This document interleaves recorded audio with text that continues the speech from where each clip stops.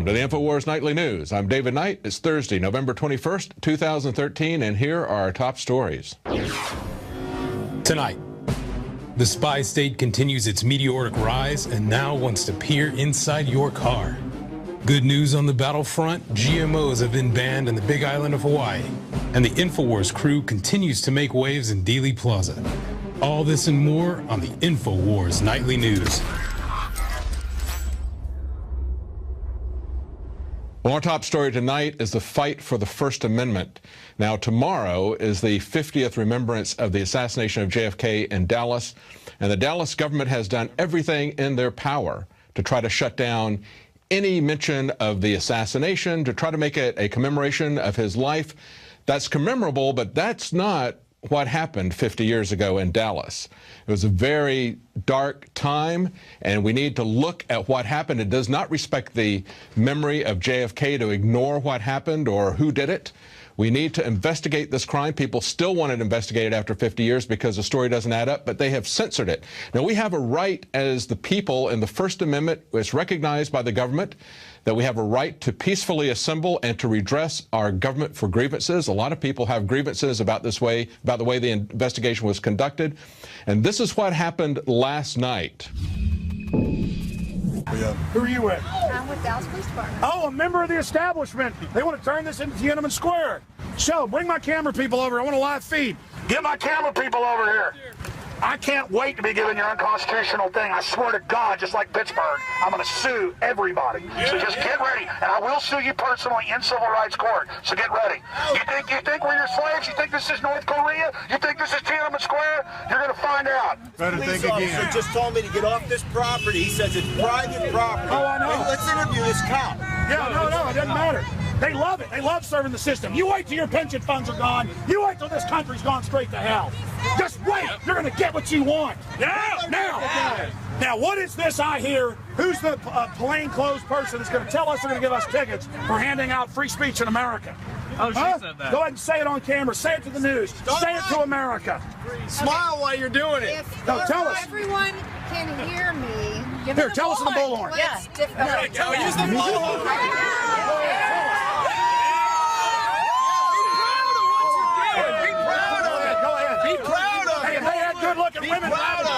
If they had good-looking women driving the tanks in Tiananmen, it'd be all right, huh? Go ahead. Go ahead. Tell us. Let's hear what she has to say. No, everybody be quiet. Let her tell us how we're evil. Go ahead. You gotta pull the trigger. Okay. There are 2 city ordinances in the city of Dallas that are being violated right now. I'm here to inform you of those violations. Within 75 feet of a freeway or service road, according to the Dallas City Ordinance, you may not hold a sign.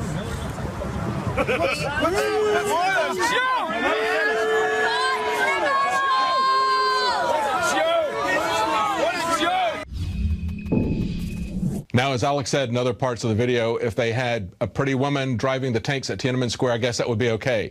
This cheerleader for the Nazi state looks like a soccer mom, and I guess she's from the Ministry of Love, but she's there smiling and politely telling people that they can't be within 75 feet of the road, they can't be holding any signs, and of course, if they're not within 75 feet of the road, they'll be inside of buildings. They'll be on private property. There is no place to stand. So that's like saying you have to have a permit or a ticket to be anywhere close to the JFK assassination ceremonies, and yet you can't get those tickets. You can't get those permits.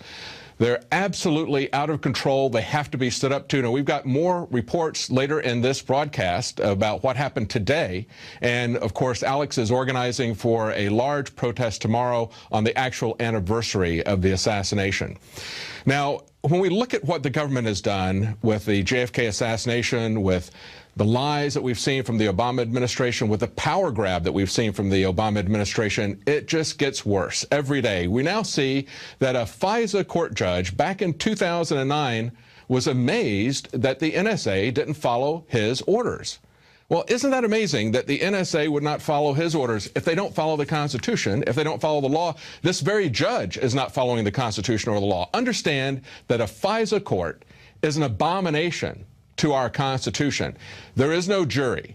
There is only a single judge. There's nobody arguing the other side of the case. He makes a pronouncement, and now is the worst part. The pronouncements are in secret. Nobody is allowed to see these decisions that come up. And this declassified decision looks like this. A big black mark on who was involved with it. And then pages like this. Do you see anything there? Okay, it is nothing but a head fake. It is still a top secret classified document. This is the kind of suppression of information that we've seen surrounding the JFK assassination. This is what your government thinks you need to know about what they're doing. But they want to know everything about you. No matter what you do, no matter where you go, they think that they should know everything about you, especially if they don't like your politics or if they think that you speak out too much about them. That's what we're going to see happening. But look at this article from Ohio. This is Don Salazar's article. An Ohio man arrested for driving a car with empty hidden compartments.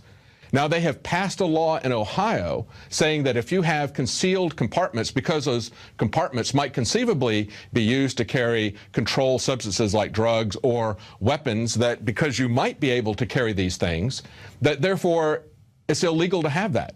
So it's kind of a pre-crime. It's kind of a twist on pre-crime and the civil asset forfeitures that we've seen along with the drug wars for many, many years, where they charge a car or they charge an airplane or boat or a stack of cash. They charge those inanimate objects with crimes and they confiscate them, even though they know, and because they know that the owner of those objects did not commit a crime, and they know that they can't prove anything, so they seize the actual asset. Now here we are with them saying that if you even have something that they call a trap car, that's now a felony.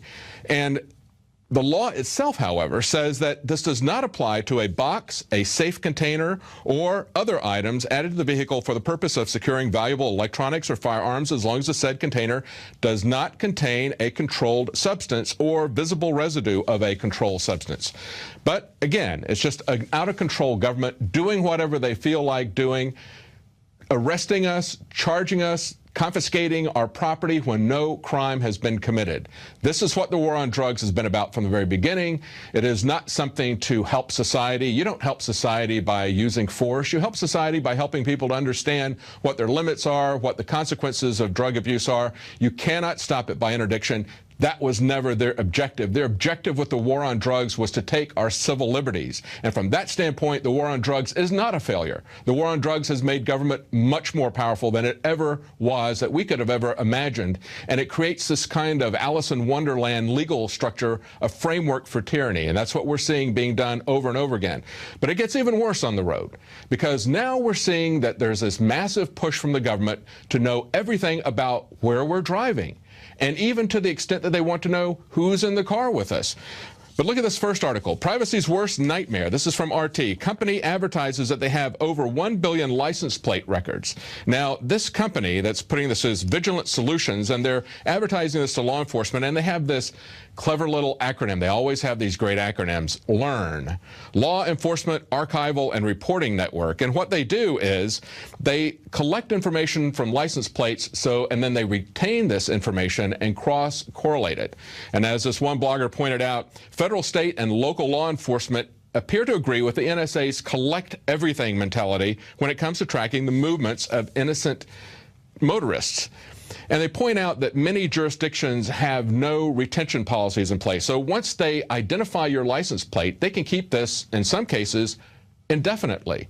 But in one example here, in Jersey City, New Jersey, where they only have 250,000 residents, 250,000, they have over 10 million of these license plate recordings where they've identified when and where people are driving, because they can keep those images on file for 5 years. So the government, in so many cases, wants to know everything about you. This is like the NSA. This is like the recordings on the telephone poles where they're recording our voices, where they're taking pictures of our faces to use for facial recognition.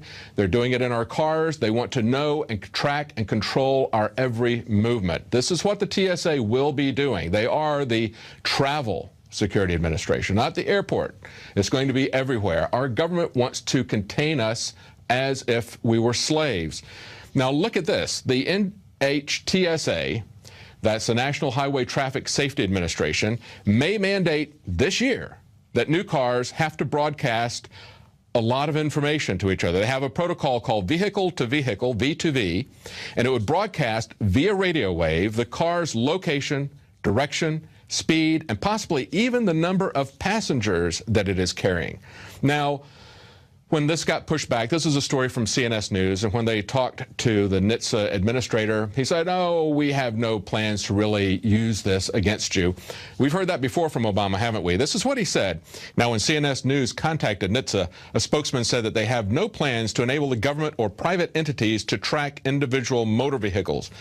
Well, we've heard all of that before. We heard that from Obama when he signed the NDAA. We heard that he had no plans to use these broad powers to arrest people without cause, to hold them indefinitely, to deport them or transport them to another jurisdiction.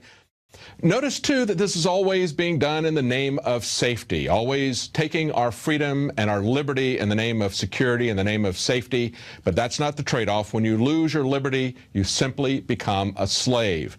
Now, the fact that they're going to do this, or proposing to do this, through what they call a rulemaking process to mandate these things, highlights exactly what the problem is that Rand Paul is now addressing with some new bills that he has. He's put out 3 new bills that really cut to the heart of what is wrong with our legislative process, what's wrong in Congress.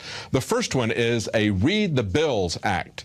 And he says that it's been imposed upon us excessively long bills, largely written by an unelected bureaucracy, that are incomprehensible, cumbersome, oppressive, and burdensome. Just like Obamacare, just like TPP, the Trans-Pacific Partnership that's being crafted now. They pull in thousands of pages of legislation, and nobody has the time to read it, even if they're inclined to do so. But then the next part of it is one subject at a time. And again, that would go back to what we saw with the NDAA. That is a National Defense Authorization Act. That's actually a funding bill to fund the military, but in it, they sneak in the Indefinite Detention Act. And so we see that over and over again, that they'll sneak something in that isn't the main focus of the bill.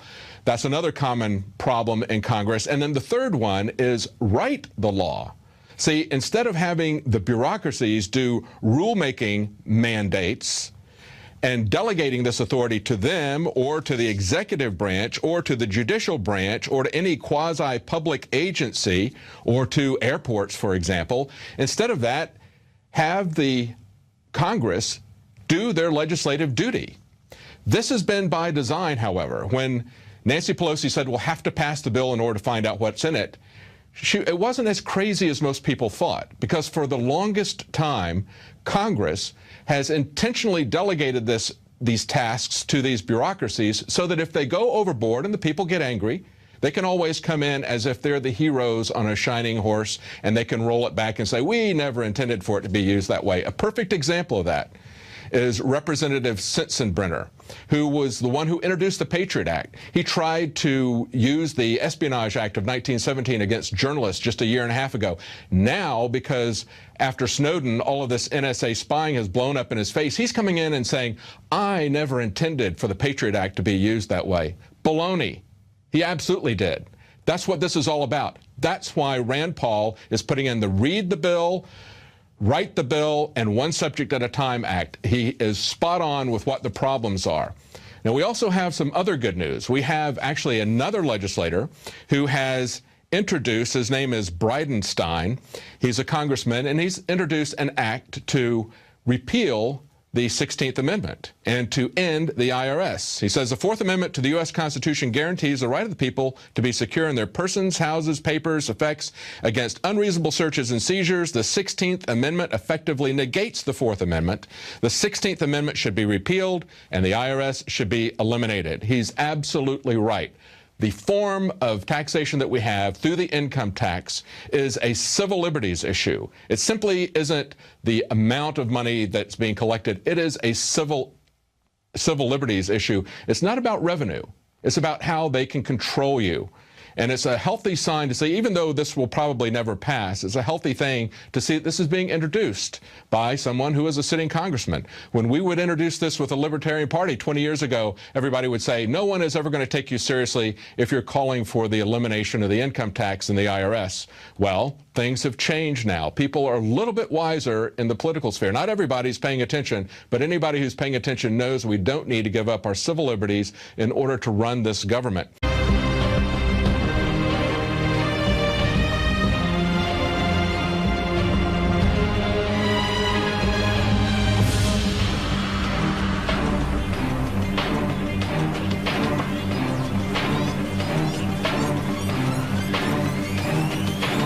Welcome to the InfoWars Nightly News. I'm David Knight. It's Thursday, November 21st, 2013, and here are our top stories. Tonight, the spy state continues its meteoric rise and now wants to peer inside your car. Good news on the battlefront, GMOs have been banned in the Big Island of Hawaii, and the InfoWars crew continues to make waves in Dealey Plaza. All this and more on the InfoWars Nightly News. Well, our top story tonight is the fight for the First Amendment. Now, tomorrow is the 50th remembrance of the assassination of JFK in Dallas, and the Dallas government has done everything in their power to try to shut down any mention of the assassination.